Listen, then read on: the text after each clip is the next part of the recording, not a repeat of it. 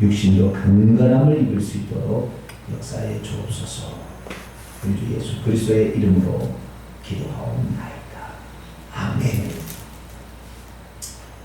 오늘 시간에는 요한복음 강의 9번째 시간으로서 사마리아 전도와 왕의 신하의 아들의 치유라는 제목으로 함께 말씀을 살피기로 합니다. 지난 시간에 사마리아 여자와 예수님과의 만남을 우리가 보았습니다. 예수님께서 6월절에 예루살렘으로 가셨다가 성전을 청결케 하시고 그날 밤에 니고데모라는 사내들인 공회의 대표자격이었던 니고데모라는 사람을 만나, 바리새인이었던 니고데모를 만나 거듭남에 관한 진리를 얘기해 주셨죠. 그리고 그 다음에 세례를 좀 베푸시다가 이제 다시 갈릴리로 이렇게 이제 가시게 되었는데, 유대에서 갈릴리로 가시게 될 때에 보통은 요단강을 건너가서 베레아라는 지역, 지금으로 말하면 요르단이라는 나라를 통과해서 북쪽으로 이동해서 갈릴리로 이렇게 가는 것이 보통이었으나, 예수님께서는 의도적으로 그리 가지 아니하고 사마리아를 그냥 통과해서 북쪽으로 이렇게 올라가려 했다는 것이죠. 예수님께서 사마리아를 그렇게 통과하는 것은 당시의 관습에 어긋났어요. 왜냐하면 사마리아인도 유대인들을 좋아하지 않았고 유대인들도 사마리아인을 좋아하지 않았어요. 사마리아인들은 유대인들을 대단히 싫어요. 왜냐하면 자기들 개취급하거든요.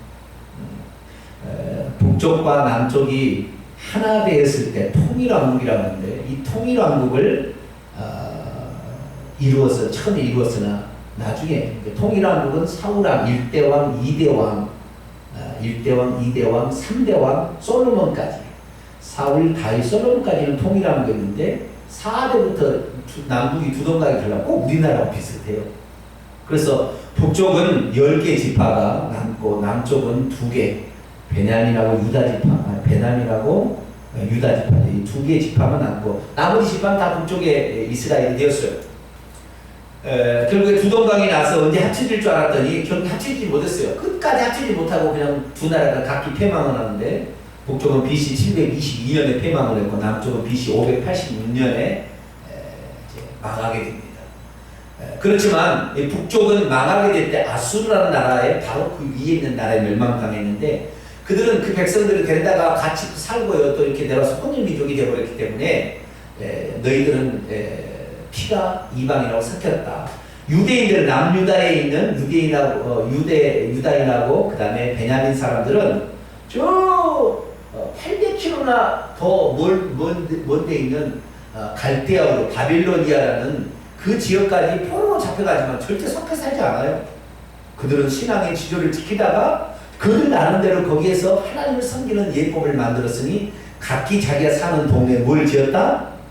회당을 지었어. 회당. 성전이 아닌 회당을 지어서 우리가 망하게 된 것은 제사를 못 지는 것이 아니라 하나님의 말씀을 지키지 못하고 이걸 교육하지 못해서 그랬다, 이렇게 생각해서 각기 자기들이 흩어진 지역에 회당을 지어서 거기에서 율법 말씀을 낭독하고 그것을 설교를 하고 기도를 하고 축도하고 오늘 예배 비슷한 형식의 이런 것을 했어요. 그래서 오늘날 예배는 그 회당 예배에서 왔어요. 포로로 갔던 그들이 나중에 이 바빌로니아 나라가 페르시아라는 나라, 바사라는 나라의 멸망을 당할 때 하나님께서는 페르시아의 고레스라는 초대 왕에게 명령을 내렸어요. 내 백성을 보내라. 그래가지고 결국에 바벨론 포로 귀환이 1차, 2차, 3차에 대해서 진행되는데 1차에 5만 명이 돌아왔으나 그들은 단 한 사람도 피가 섞이지 않았어요. 그런데 이 남유다가 멸망하고 왔을 때 북쪽 이스라엘 사람들은 멸망을 당했으나 저 아수라는 사람의 나라가 와가지고 혼혈에 대해서 살았기 때문에 예루살렘 지역까지 다 내려와서 살았어요. 근데 예루살렘에 와가지고 성전을 막 짓고 포로가 귀환한다니까 되게 이 사람들이 싫어한 거예요. 그래가지고 막 싸우다 어떻게 하다가 결국 그것이 에스라 느헤미야 이야기죠. 막 이렇게 했는데 결국에 성전을 52일 만에 성전을 짓게 되고 그것이 바로 스룹바벨 성전이 되고 이렇게 돼요. 그렇기 때문에 북쪽 이스라엘 사람들은 이 갑자기 자기들이 살고 있던 땅에 갑자기 또 남유대인이 어느 날 또 포로 귀환해서 와가지고 자기들 땅이라 내놓으라 그러니까 별로 좋아하지 않게 해석이 안 좋은 거예요. 그런 그 시기를 지내왔기 때문에 이 사마리아 사람들은 이 남쪽 유다 사람을 좋아하지 않아요. 그런데 어떤 일이 있었냐면 북쪽에 있는 사마리아인들도 남유다 사람이 자기들이 하나님이 정통성이 있다 그러니까 그들이 정통성이 있어서 예루살렘에서 하나님이 좌정하시고 영광을 받으신다 그러니까 북쪽 이스라엘 북쪽에 있는 사마리아 사람들도요 어떻게 했냐면 우리들도 성전이 있고 율법이 있다. 우리들도 하나님이 계신다 해가지고 사마리아 오경이라는 다시 말해서 모세 오경이 있죠. 창출 내린 신이라는 이 5개의 성경책을 자기들의 성경책으로 경전으로 삼고 그리고 그 신산에다가 성전을 세워요. 그래서 BC 322년에서 129년까지 약 100몇 년인가요? 200년 가까이 되나요? 그렇게 그 성전을 자기들도 짓고 거기서 제사를 드리고 거기서 이렇게 합니다. 그래서 이 예수님께서 오실 때는 어떤 데냐면 정확히 찾아드릴게요. 129년까지 그러니까 322년에서 129년까지 북쪽에도 그리심산에다 성전을 짓고 성전에서 제사를 드리고 율법이 있었잖아요. 사마리아 오경 가지고 있고 그리고 율법의 제사를 드렸는데 나중에 남쪽 유다의 그 하스모니안 왕조의 요한 힐카누스라는 사람이 저 북쪽에 이것은 하나님이 아닌 가짜 성전이다 파괴해야 된다 해서 파괴된 거예요. 그러니까 더 안 좋죠 사이가. 그런 상태에 있었어요. 그런데 북쪽에 있는 사마리아도 나름대로 하나님을 섬긴다 이렇게 하고 있었고 그들도 성경에 나와 있는 메시아를 기다리고 있었어요. 자, 신명기 18장을 한번 열어볼까요? 신명기 18장 15절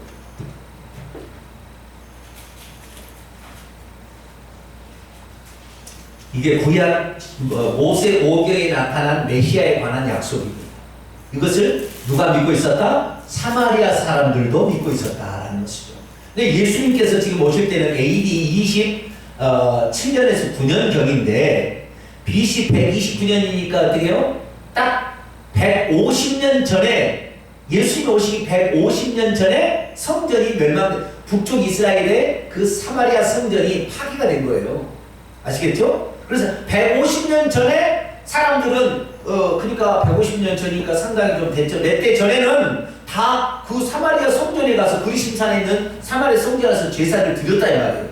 그런데 그들은 그 제사를 드리면서 무엇을 대망하고 있었다? 그들도 메시아를 대망하고 있었어요. 그 메시아에 대한 약속이 신명기 18장 15절이에요. 같이 한번 읽어볼까요? 시작! 내 하나님 여호와께서 너희 가운데 내 형제 중에서 너를 위하여 나와 같은 선지자 하나를 일으키리니 너희는 그의 말을 들을지니라. 18절 한 번 더 나옵니다. 시작! 내가 그들의 형제 중에서 너와 같은 선지자 하나를 그들을 위하여 일으키고 내 말을 그의 입에 두리니 내가 그에게 명령하는 것을 그가 우리에게 다 말할 것이다. 이런 게 있었어요. 그 다음에 22절 더 내려가봐. 22절 시작! 만일 선지자가 있어 여호와 이름으로 말한 일에 증언도 없고 성참도 없으면 이는 여호와께서 말씀하신 것이 아니오 그 선지자가 제 마음대로 한 말이니 너는 그를 두려워하지 말지니라. 아멘. 그가 한 말이 성취도 없고 가짜면 이건 아니다라는 거예요.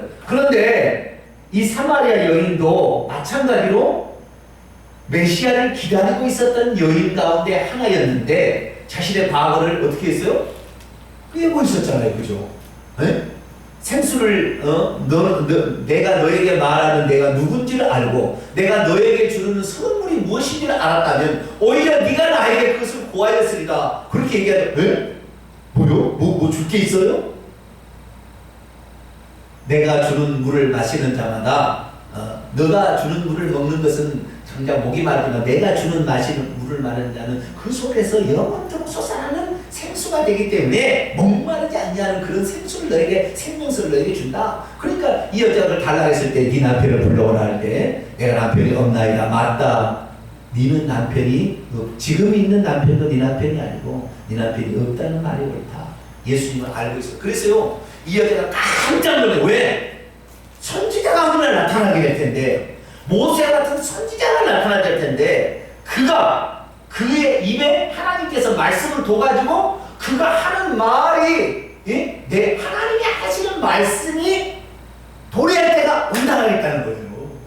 그런데 그 하는 말은 틀림없이 정확히 맞춰진다 그러니까 이 여자가 얼마나 깜짝 놀랐겠어요. 북쪽 사마리아에 아무도 선지자 같은 사람이 나타나지 않는 아주 황폐한 그런 시기에 어떤 총각이 하나 나타나서 얘기를 하는데 그가 하는 말이 심오한 이야기를 했죠. 뿐만 아니라 그의 과거의 모든 것을 다 알고 있었을 때 이 여자는 깜짝 놀란 거예요. 그러자 이 여자가 참 궁금한 것을 묻게 됩니다. 뭘 묻게 되냐? 지금으로부터 150년 전에 있었던 이야기를 묻는 거예요. 뭐라고 묻느냐? 여보시오, 내가 하나 묻겠습니다. 당신은 보니까 선지자 같은데 우리 조상들은 이 그리심산에서 예배를 드린 적이 있었습니다. 200년 동안 이 산에서 예배를 드렸는데 당신들에 의해서 이 성전이 파괴되어버리고 말았습니다. 당신들의 말은 예배할 것이 예루살렘에 있다고 하는데 예루살렘에서 예배를 드려야 맞습니까? 아니면 이 그리심산에 예배 드려도 틀린 것이 아닙니까? 라고 물어보게 되는 것이죠. 그때 예수님께서는 이렇게 얘기합니다. 오늘 본문 말씀 앞쪽에 약간 넘어갑니다. 지난주에 제가 말씀을 좀 덜 드렸기 때문에 살짝 넘어갑니다. 21절 봅니다. 요한복음 4장 21절. 예수께서 이르시되 여자여 내 말을 믿으라.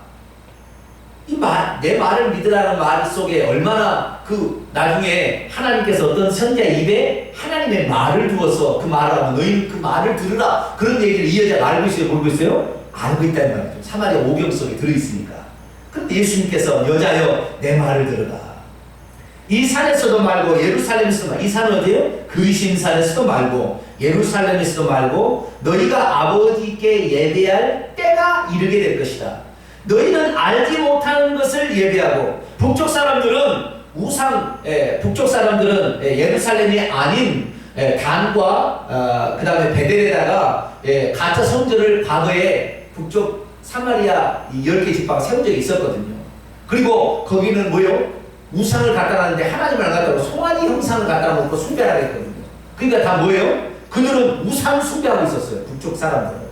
물론 북쪽에도 엘리사 선지자, 엘리야 선지자가 가서 참 갈멜산 꼭대기나 이런 제단을 쌓고 하나님께 예배드린 사람도 있긴 있었지만 보통 사람들은 다 우상을 숭배하고, 그래서 너희들은 알지 못하는 것을 예배하고 잘못된 하나님을 모르고 우상을 하나님처럼 송아지를 섬겼다 이 말이죠. 우리는 아는 것을 예배하니 예루살렘에 당신의 이름을 주시겠다면 그 여호와의 이름을 주겠다는 그 하나님의 약속을 믿고 예배하니 이는 구원이 유대인에게서 나는 것은 맞다. 하지만 23절 24절까지 같이 있습니다. 시작. 아버지께 참되게 예배하는 자들은 영과 진리로 예배할 때가 오느니 곧 이때라. 아버지께서는 자기에게 이렇게 예배하는 자들을 찾으시느니라. 하나님은 영이시니 예배하는 자가 영과 진리로 예배할지니라. 아멘. 예배의 장소가 중요하다 그래서 예배의 방법이 중요하다고 그랬어요. 네? 예배의 장소가 중요하다 안 중요하다? 그것은 그렇게 중요한 건 아니다라는 거죠. 무엇이 중요하느냐? 어떻게 예배하느냐가 중요하다는 거죠. 아시겠죠? 네. 이것은 장차 예루살렘에 있는 성전이 파괴될 것을 주님이 예상을 다 하시고, 왜? 물질로 지은 성전에 하나님이 계시지 않을 것을 이미 결정하셨어요. 남쪽에 유다에 예루살렘에 성전이 있었지만 이 성전에 법궤가 있었다 없었다? 없었다. 적어도 므낫세 왕 때 남쪽 유다의 히스기야 왕의 아들이었던 그 므낫세 왕 때 없어져 버렸어요. 그래서 예수님께서 오실 때 그 예루살렘의 성전에는 법궤가 있었다 없었다? 없었어요. 그 골고다 언덕에 깊은 동굴 속에다 이미 감춰놨어요. 그래서 예수님이 십자가 돌아가실 때 지진이 나면서 그 예수님의 피가 그 법궤에 떨어졌던 것을 론 와이어트라는 고고학자가 발견해낸 거죠. 그것이 1988년에 보도가 되는 내용이 아니겠습니까? 그래서 이 당시 예루살렘 성전도 다 가짜예요. 가짜. 네, 그래서 주님께서는 어디 장소가 중요한 것이 아니라 그 사람이 무엇으로 예배하느냐? 영과 진리로 예배하느냐? 참 진리, 가짜를 예배하는 것이 아니라 진짜를 얘기해야 되고, 그리고 뭐예요? 그러니까 우리가 상상하는 하나님을 만들어 놓고 그 하나님을 예배하는 게 아니라, 불순물이 섞인 하나님이 아니라 진짜 성경에서 말하는 그 하나님을 예배해야 되고, 우리 예배를 뭘 사용해야 된다? 영을 사용해서 예배를 드려야 된다. 따라서 합시다. 사람의 영은 하나님의 말씀이 들려질 때 반응한다. 뭐래요? 반응해요. 영은 하나님의 말씀이 들려질 때 반응을 합니다. 다시 말해서 여기에 씨앗이 하나 있다 합시다. 호박씨라고 하죠. 호박씨가 있는데 봄이 되어서 날씨가 따뜻해지고 물이 촉촉히 스며들도록 이 호박씨를 땅속에다 딱 파묻어 놓으면 호박씨가 나요, 안 나요? 나죠. 근데 호박씨를 만약에 그 땅속에다 안 파묻고요, 계속 놔두면은 이게 싹이 나요, 안 납니까? 그냥 안 나요. 까먹어버려요, 우리가. 안 나요. 싹 안 납니다. 계속 가만히 있습니다. 그러다가 나중에 다시, 참 신기하죠. 땅속에 이걸 파묻어 놓으면 딱 살아난다 이 말. 아시겠죠? 우리의 영도 평소 때는 죽어있는 것 같으나 하나님의 말씀이 딱 떨어지면 이 영이 반응을 하기 시작한다. 할렐루야. 그래서 우리가 세상 사람들에게 복음을 증거할 때 혼이 좋아하는 이야기를 백날 천날 해봤자 그 사람 영이 반응하지 않아요.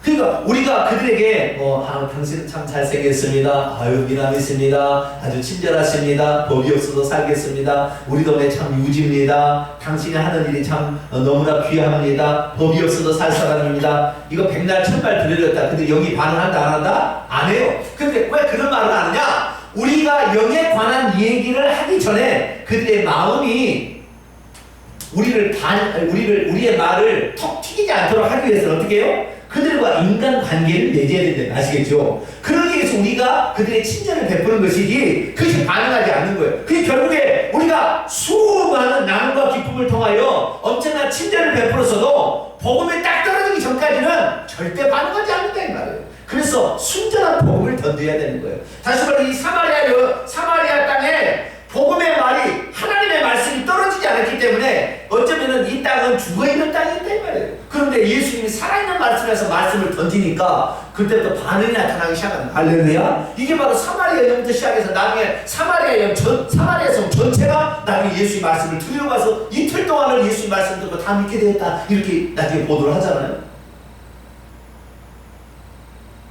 그래서 기적이나 초자연적 역사는 하나님의 말씀을 떨어뜨리기 위해서 그들의 마음을 열게 만드는 도구이다 이거예요. 아시겠죠? 그래서 우리가 장자권을 불신자에게 쓰는 것은 뭐예요? 그들의 마음을 열기 위한 하나님은 진짜 살아있는가 보다. 지금도 그 하나님은 역사하는가 보다 라는 생각을 갖도록 하기 위해서 초자연적으로 병든 자에 있으면 좋은 기회라는 거죠.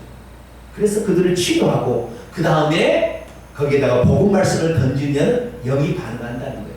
그래서요 우리가 백날 천말 저기 텔레비에 있는 좋은 연속극과 무슨 요즘에 기황 있죠. 기황 보세요? 안 보시나? 안 보시겠죠? 이런 텔레비 프로그램 있잖아요. 이런 프로그램들을 백날 천날 봐봤자 뭔 소리다? 혼이 좋아하는 거예요. 혼이. 영이 반응하지 않아요. 백날 천날. 그러니까 그런 거 빠지면 다 바보예요. 아무런 의미 없어요. 내 영이 강건해야 나중에 환난 풍파가 올 때 이겨낼 수 있는 거 아시겠죠? 내 영이 강건하지 않으면 세상은 잠깐 세상에 좋은 음식점이 좋고 텔레비가 좋고 영화가 좋지만 다 이건 혼의 영역에 일어나는 일이에요. 우리는 무엇을 중심해야 되느냐? 영이 반응하는 영역에 나가야 된다. 할렐루야. 이 영이 반응하는 예배 드릴 때 영이 반응하는 거예요. 따라서 합시다. 예배는 영이 반응하는 시간이다.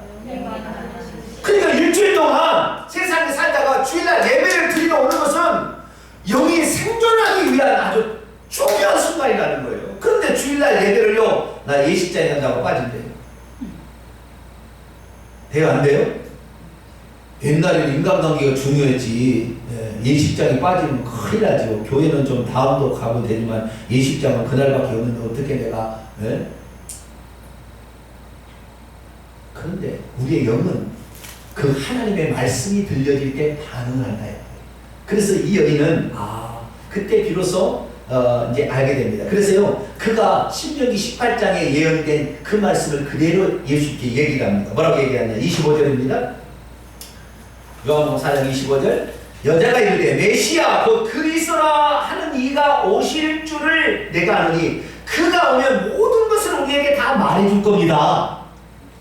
라고 얘기를 했을 때 예수님이 26절에 예수께 이르시되 내게 말하는 내가 그라.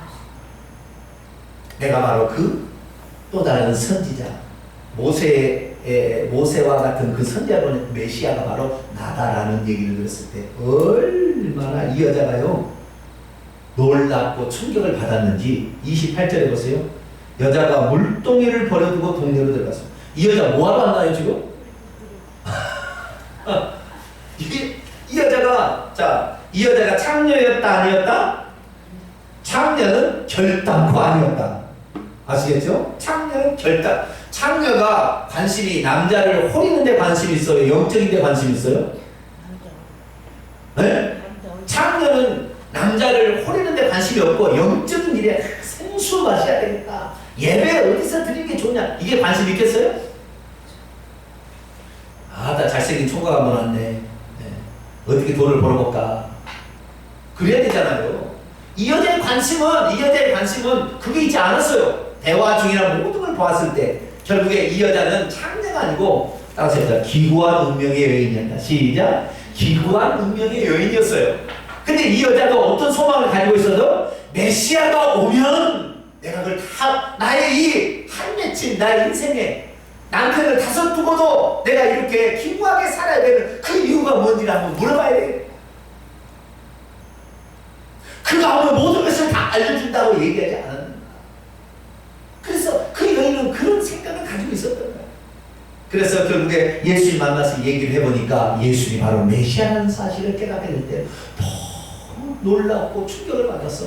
이 소식을 나만 알 것이 아니라 이 동네에 살고 있는 모든 사람들도 알아야 되지 않겠느냐. 그리고요, 물동이를 가지고 왔다 물동이를 버려두고 두레박도 버려두고 동네에 들어가서 사람들에게 말했습니다. 29절 봅니다. 내가 행한 모든 일들 뭘 행했을까요? 5번 결혼한 거 동네 사람은 알아요 몰라요? 알잖아요 다.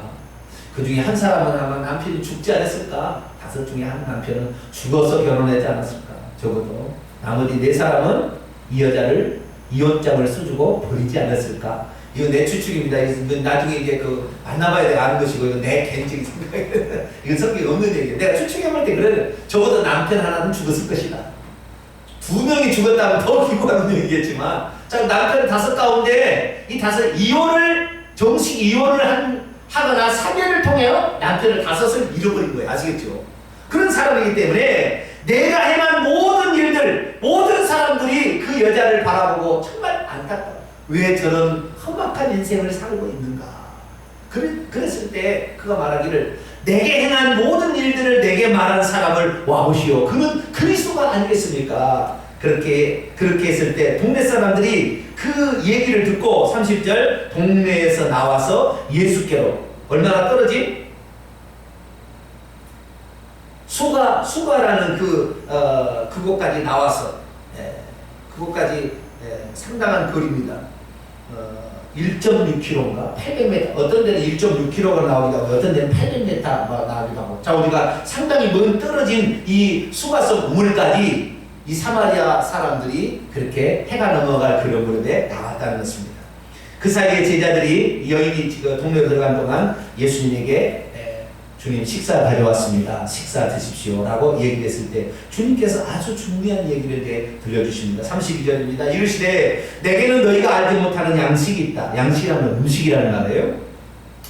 그랬더니 제자들이 말하기를 누가 언제 예수님에게 음식을 갖다 드렸나? 그랬지 생각했어요. 그랬더니 34절에 예수님이 얘기합니다. 34절에 있습니다. 시작. 예수께 이르시되 나의 양식은 나를 보내신 이의 뜻을 행하며 그의 일을 온전히 이루는 이것이라. 예수님은 사마리아에 베레아 지역으로 우회하지 아니하고 그냥 통과해서 사마리아 간 이유는 뭐예요? 아버지의 뜻을 행하기 위하여 간 거예요. 아시겠죠? 아버지의 뜻은 뭐냐? 사도행전 1장 8절이라 했어요. 예루살렘과 온 유대와 사마리아와 땅끝까지 이르러서 복음이 전파되어서 영생을 얻는 거예요. 할렐루야. 그렇기 때문에 예수님께서 이 유대인들에게만 이 복음을 증거할 것이 아니라 사마리아도 복음을 받아야 된다는 생각 때문에 미리 거기에 정지 작업을 하기 위해서 나중에 빌립 집사가 가서 사마리아를 전도하고 사마리아를 완전히 성령 받게 하는 놀라운 일이 일어나게 되는데, 그때가 되기까지 주님께서 먼저 가서서 씨 뿌리는 작업을 하시려고 하신 거예요. 그래서 예수님이 하시는 양식은 뭐냐? 예수님의 음식은 복음을 전파하는 음식이래요. 여러분의 음식은 뭡니까? 동지죽인가요? 동지파죽이라는 음식인가요? 예수님의 음식은 이렇게 생각했다는 거. 생각 자체가 다르죠. 예수님은 관심은 어디에 있었다? 영적인 영혼을 추수하는데 관심이 있었다. 모든 삶을 예수님은 그렇게 살아가신 거예요. 여러분들 그렇게 되기를 축원합니다. 우리가 만나는 사람, 우리가 만나는 사건, 어디에 장소에 가든지 예수님의 관심은 어디에 있었다? 영혼을 추수하는데 관심을 가지고 있어요. 자, 요한복음 6장 여러분들, 요한복음 6장 38절에서 40절 있습니다. 예수님이 아버지의 뜻을 행하라는데, 아버지의 뜻을 예수님은 나중에 또 뭐라고 얘기하시냐 나중에 배우겠지만 38절에서 40절까지 한번 읽어봅니다. 시작. 내가 하늘에서 내려온 것은 내 뜻을 행하려 함이 아니요 나를 보내신 이의 뜻을 행하려 함입니다. 나를 보내신 이의 뜻은 내게 주신 자 중에 내가 하나도 잃어버리지 아니하고 마지막 날에 다시 살리는 이것입니다. 내 아버지의 뜻은 아들을 보고 믿는 자마다 영생을 얻는 이것이니 마지막 날에 내가 이를 다시 살리리라 하시죠. 아멘. 예수님은 모든 사람이 예수 그리스도를 믿고 영생을 얻는, 구원받는, 영혼을 추수하는 일에 관심을 가졌어요. 그래서 예수님께서는 제자들을 향하여 말합니다. 오늘 다시 요한복음 4장 35절입니다. 6월절이 지나서 넉 달이 지나야 77절 초막 77절이 시작되고 오순절이 시작이 됩니다. 지금 맥추절이 되는 거예요. 보리 추수가 되는, 끝나는 것이 되게 되는데, 너희들은 넉 달이 지나야 추수할 때가 이르겠다고 생각하지만 내가 볼 때 영적인 눈으로 이 사마리아 밭을 보니, 사마리아 동네의 사람들을 보니 희어져 추수하게 됐다 지금.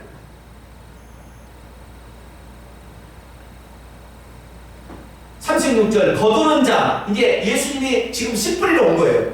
이 거두는 자도 이미 싹을 받고 영생 이른 열매를 모으나니 이는 뿌리는 자와 거두는 자. 예수님은 뿌리시고 그 다음에 나중에 예수님의 제자들 빌립 집사들은 거두는 일을 하게 될 텐데, 함께 즐거워하기 위해서 예수님은 지금 이 성에 씨를 뿌리러 온 거예요. 그런데 그 씨를 한 사람이 아니라 이미 주님께서는 이 사마리아 성이 복음을 받아들여서 구원받을 대상이, 밭이 휘어져 추수할 그런 대상이라는 사실을 아시고 한 사람만 온 게 아니라 그 한 사람을 통하여서 사마리아를 다 전도하고자 오셨다는 사실을 알 수가 있습니다. 37절 그런즉 한 사람이 심고 다른 사람이 거둔다는 말이 옳도다. 내가 심고 너희들이 이제 거두게 될 것이다.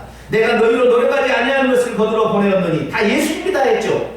이 제자들이 뭐 사마리아 전도했으니까 그냥 상정도 안 하려고 그랬더니 예수님이 여자하고 얘기하는 것도 이상하게 여겼잖아요. 근데 예수님은 이미 한 여자에게 딱 복음의 씨앗을 딱 뿌리니까 그 여자가 가서 복음에서 나팔을 불어버리니까 사람들이 다 그렇게 나가는 거예요. 그래서 나중에 이 그렇게 변화된 그곳에 성령의 마음으로 말미암아 하나님의 생명이 공급되어서 영생이 사마리아 땅에도 심어지는 그 결과를 얻게 됐습니다. 39절입니다. 여자의 말이 내가 행한 모든 것을 그가 내게 말하였다 증언하므로. 처음에는 이 동네 사람들이 뭐에 관심을 가졌냐면 이 여자가 한 말에 관심을 가졌어요. 여자가 뭐라고 했어요? 내가 행한 모든 일, 기구한 그런 엄청난 일이 있었어요. 그죠? 정말 내가 여기를 더 많이 추적을 내가 더 못해서 내가 죄송합니다. 무슨 일이 있었는지, 내게 일어난 모든 일을 동네 사람이 다 알고 있습니다. 어떤 일이 있었는지 내가 추적을, 저희 상상을 좀 해봐야 실감이 날 텐데 내가 상상을 좀 더 많이 못했어요. 근데 자우지가 그 동네 사람이 다 알고 있었는데 그것을 얘기 안 했는데 그분이 얘기했다는 거잖아요. 그러니까 너희들도 한번 와봐라 그러니까 혹 하고 관심이 가져서 그 동네 사람들이 예수님 앞에 찾아와서 나중에 찾아오게 됩니다. 그리고 예수님 말을 들어보니까 40절 예수님께서 사마리아인들이 예수께 와서 자기들과 아니요 더 우리가 예수님 말씀을 듣기 원합니다. 우리 좀 유하십시오. 이 밤이지 않습니까? 이제 주무시고 가십시오. 해서 이틀도 거기서 머물게 하셨어요.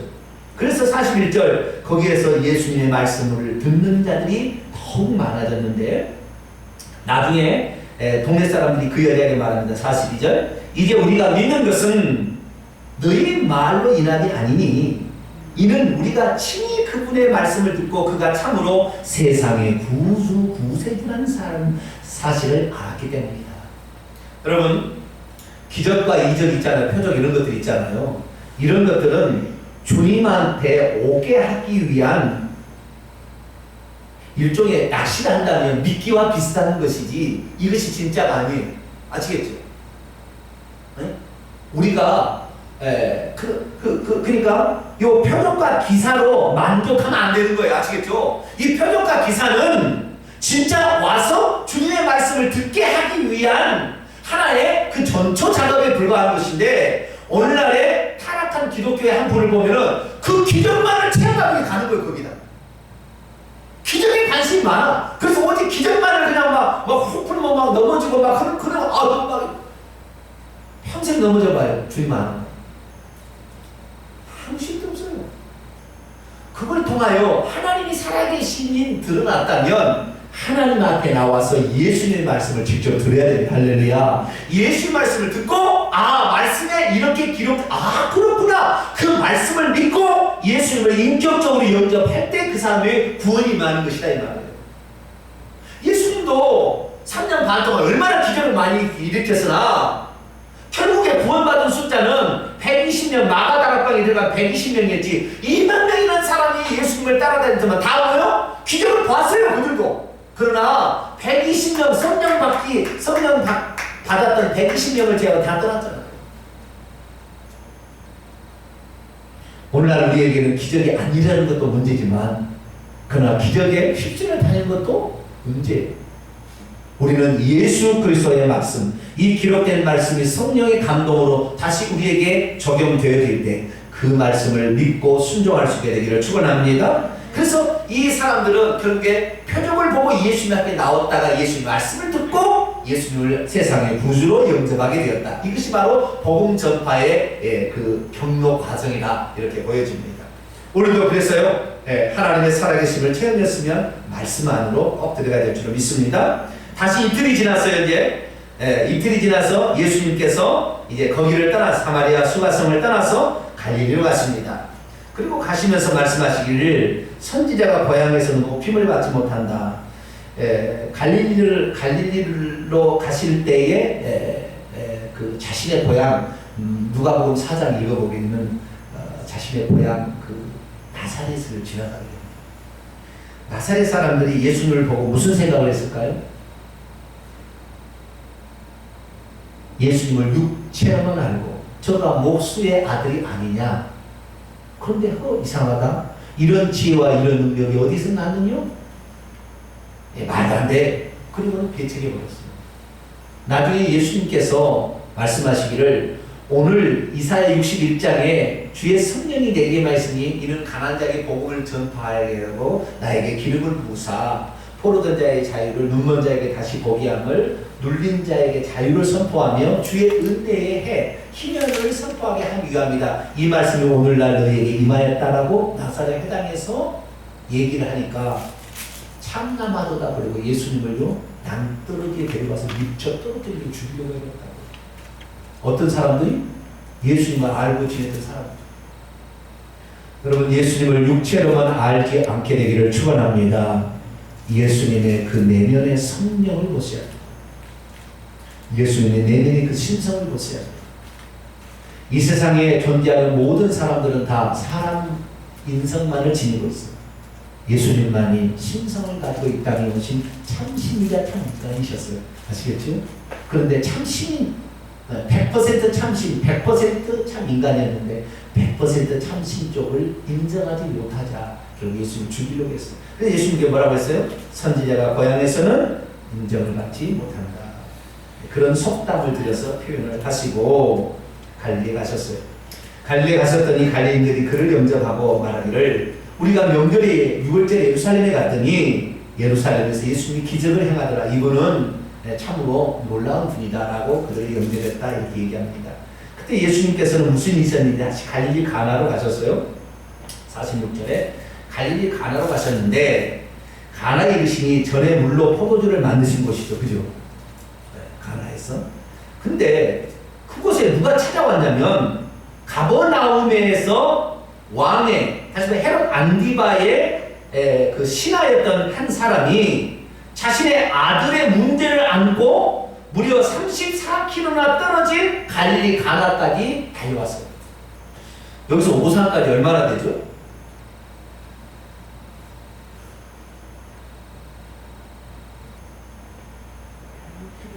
네? 6km 안 될까요? 네? 6km. 한 6km 될 거예요. 여기서 따지면 6km 됩니다. 네, 정점에서 따지면 한 4km 돼요. 그러니까 한 6km 되겠죠. 자, 우리가 여기서 오산까지 6km 되는데요. 6, 4, 24, 6, 5, 30, 6, 6, 30. 6배나 더 먼 거리. 천안쯤은 가지 않았나 싶네요. 그죠? 그 먼 거리를 달려왔어요. 누가? 자신의 아들의 문제를 안고 있는 그 왕의 신하. 근데 그 아들이 무슨 일이 있었냐? 46절 하반절에 보니까 그의 아들이 가버나움에서 뭐 들었어요? 병들었어요. 47절에 그가 예수께서 유대로부터 갈리로 오셨다는 말을 듣고 가서 청하여 말하기를 내려오셔서 내 아들의 병을 고쳐주소서. 왜냐하면 그가 거의 지금 숨을 꼴딱꼴딱 하고 있다.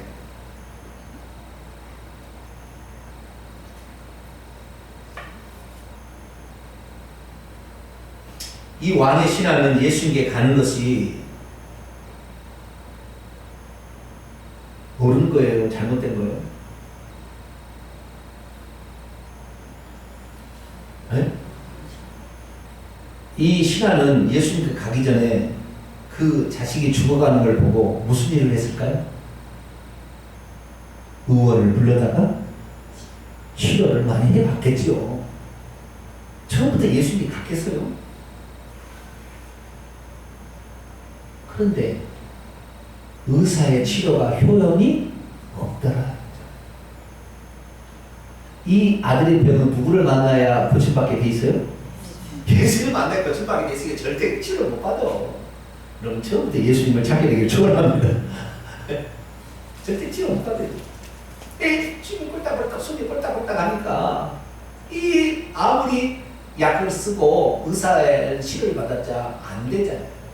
결국에 자신의 왕 헤롯 왕한테 가서 무슨 은총을 바래야지 총각한테 가서 되겠냐 이 말이죠. 갈릴리 총각한테. 그러나 그렇게 갑니다. 그 얘기를 들은 게 뭐냐면 갈릴리 가나의 혼인잔치 얘기를 들어보니까 어때요? 예수님은 물로 포도주를 만듭니다. 예루살렘에 유월절을 지키러 갔다 온 사람 얘기를 들어보니까 예수님은 수많은 기적을 행하였다 하는 얘기를 들었다는 거죠. 특히 병을 치유했다는 말에 피 꽂혔을 거예요. 그러자 34km 달려갑니다. 그런데 이 사람은 믿음이 어떤 믿음이었느냐? 주님이 그 자리에 꼭 오셔서 손을 얹고 기도를 해야 나은다는 이런 생각을 가지고 있었어요. 그런데 그 마태복음 8장에 읽어보게 되면 한 백부장이 나오는데 이 백부장은 자신의 하인이 중풍병으로 죽어가고 있었을 때 그 백부장은 어떻게 해요? 주님 앞에 사람을 보내거나 아니면 자신이 갔거나 해요. 왜냐하면 그 연결을 보게 되면. 그런데 주님이 가신다고 하니까 오시기가 없어서 말씀만 해도 낫게 됩니다. 내 밑에 종과 그리고 군인들이 있는데 이들을 가라면 가고 저들을 오라면 오는데 주님 오실 필요가 없습니다. 그래서 내가 이스라엘 중에 이만한 믿음을 만나보지 못했다. 예수님 그렇게 칭찬했잖아요. 그런데 이 왕의 신하는 어떤 믿음이에요? 그런 어떤 절대적인 믿음이 아니에요. 이 믿음은 주님이 오셔서 내 아들의 무슨 손을 대든지 무슨 명령을 하든지 그렇게 해야만이 낫는다는 걸. 그래도 믿음이 있긴 있죠. 그죠? 주님을 찾았으니까. 믿음이 있긴 있으나 이 믿음은 연약한 믿음이었어요. 연약한 믿음을 향하여 주님이 하신 얘기를 들어보세요. 48절. 예수께서 이르시되 너희는 표적과 기적을 보지 못하면 도무지 믿지 않는구나 라고 책망을 했어요. 그러자 신하가 이르기를 주여 내 아이가 죽기 전에 그래도 한 번만 내려오세요. 그렇게 얘기를 하면서 그는요, 이 예수님의 말을 듣고 꼭 봐야만 주님이 오셔서야만 구원받는 것은 아니겠다라는 믿음이 생깁니다. 그때 50절 예수님 말씀하기를 가라 내 아들이 이제 살았느니라 라고 하시니 그 사람이 예수의 하신 말씀을 믿고 갔어요. 다시 34km를 믿고 갔어요. 만약에 예수님 말씀을 믿지 않았다면 34km를 가겠어요? 여러분, 우리의 삶에요, 무슨 문제가 있을 때 주님을 찾게 되기를 축원합니다. 주님을 찾게 되는데 부자가 같은 그런 믿음이 얼마나 좋겠어요. 근데 우리의 믿음은 요 사람 믿음 같아. 왕의 신앙. 주님이 치료해주면 좋겠는데 오셔서 치료해야 될 것 같은 이러한 믿음을 가지고 있어요. 그런데 그때 주님이 책망을 했어요. 책망을 했음에도 불구하고 이 사람은 예수님의 말씀을 책망을 통해서 비로소 깨닫게 돼요. 그래서 주님의 말씀을 그대로 믿었는데 내려가는 길에서 그의 종들이 올라왔어요. 뭐라고 얘기했느냐? 아이가 살아났다는 거예요. 그래서 그 낫기 시작한 때를 자세히 물어보니까 어젯밤 7시에 열기가 떨어졌다.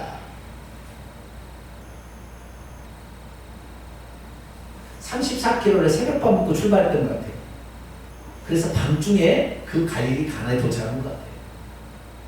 그래서 그 얘기를 예수님께 듣고 오다가 캄캄한 밤중에 불빛 아래 자신의 종들을 발견하게 되고 거기에서 아들이 살았다는 얘기를 듣고 놀라움을 금치 못하고 집에 돌아와서 53절입니다. 온 집안이 다 예수님을 믿게 되었다 라고 얘기를 하고 있습니다. 사랑하는 성도 여러분, 오늘도 우리의 믿음은 그렇게 견고하면 좋겠지만 그러지 못한 부분이 없지 않아 있습니다. 그러나 우리는 예수님과 접촉하게 되면 믿음이 생길 줄 믿습니다. 아주 중요한 시점이에요. 이 친구가 믿음이 없었는데 예수님을 만나 살아계신 하나님의 말씀이 육신이 되신 분과 만나기 시작해서 그분이 어떤 말씀을 하든 간에 그분과 접촉을 하게 되니까 이 영이 어떻게 돼요? 살아나게 되고 그 영이 믿음을 갖게 되니까 초자연적 역사가 일어나는 거예요. 그래서 우리는 우리의 삶에 어떤 문제가 되었든 간에 아니면 우리의 믿음이 적든 크든 간에 예수 앞에 늘 나오게 되면 그 믿음이 커질 줄을 믿습니다. 할렐루야. 이게 중요한 거예요. 우리가 말씀을 계속 예수의 말씀을 듣게 되면 점점 믿음이 커진다. 할렐루야. 과거에는 그걸 믿지 않았는데 목사님 말씀을 들어보니까 그렇구나 라고 생각하고 그 믿음이 가져지는 순간, 절대적인 믿음이 되는 순간 기적은 나타나는 거예요. 예수 그리스도는 영의 세계에서 통치자들과 권세의 머리가 되시고 그분은 보이는 것과 보이지 않는 것들을 창조주시니 보이지 않는 귀신들의 명령만 하고 그냥 나가는구나. 믿음이 생겨지면 귀신을 만나도 너 나가! 라고 하면 나간다. 할렐루야. 그렇게 우리가 하나님 말씀을 늘 들 때 계속 접촉하게 되면 우리의 믿음은 점점 커지게 되고 나중에는 말씀만 해도 그 말씀이 믿어지는 결과를 얻게 될 때 우리는 참 믿음으로 이제 들어가게 되는 거예요. 그래서 어찌하든 우리는 말씀 앞에 나오기를 힘쓰시고 이 말씀이 들려질 때 그날 믿어버리세요. 할렐루야. 내가 장차 나는 이렇게 할 일이 아니라 진짜 그날 믿어버리시고 삶의 환경이 딱 나타나면은 써세요. 하나님 장자권을 쓰셔야 돼요. 그렇게 되면 우리의 삶에 하나님이 어떻게 역사하는지 우리가 경험하게 되고 그럴수록 더 말씀에 가까이 나오시면 우리는 참 믿음의 사람이 될 줄도 있습니다. 기도하겠습니다. 거룩하신 아버지 하나님, 사마리아 여인을 창녀라고 매도했던 잘못된 관행이 오늘도